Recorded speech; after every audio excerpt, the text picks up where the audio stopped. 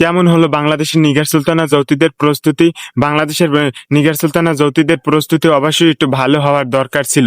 একটি international series আয়োজন করার অবশ্যই দরকার ছিল বিসিবির। হ্যাঁ, কিন্তু বিসিবি চেষ্টা করেছে, আমার মনে হয় যথেষ্ট পরিমাণ চেষ্টা করেছে, কিন্তু কোনো দলকেই তারা তো কোনো দলের কাছ থেকেই তারা রেসপন্স পায়নি। এই জন্য একটি চ্যালেঞ্জ কাপ আয়োজন করা হয়েছিল। বাংলাদেশ ওমেন্স টিমকে দুই ভাগে ভাগ করে তারপর আন্ডার 15 ছেলেদেরকে নিয়ে একটি তিন দলের একটি এক ধরনের সিরিজ আয়োজন করা হয়েছে।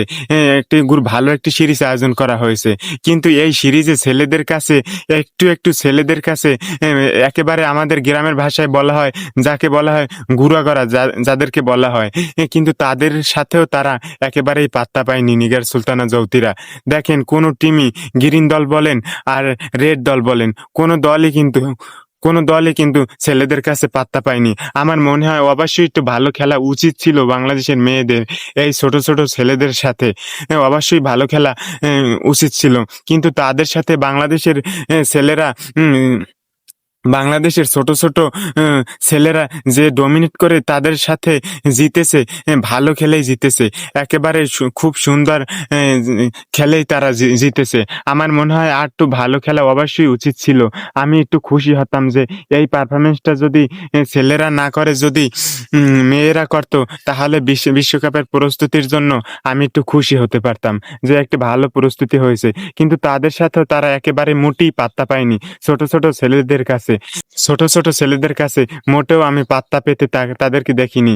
যদি বা গ্রিন দল লাস্টের ম্যাচটা খুবই ভালো খেলেছে, ডমিনেট করেছে ছেলেদের সাথে, ছোট ছোট ছেলেদের সাথে, ভালো লাগছে, ওই ম্যাচটা দেখার মতো কিছু হয়েছিল।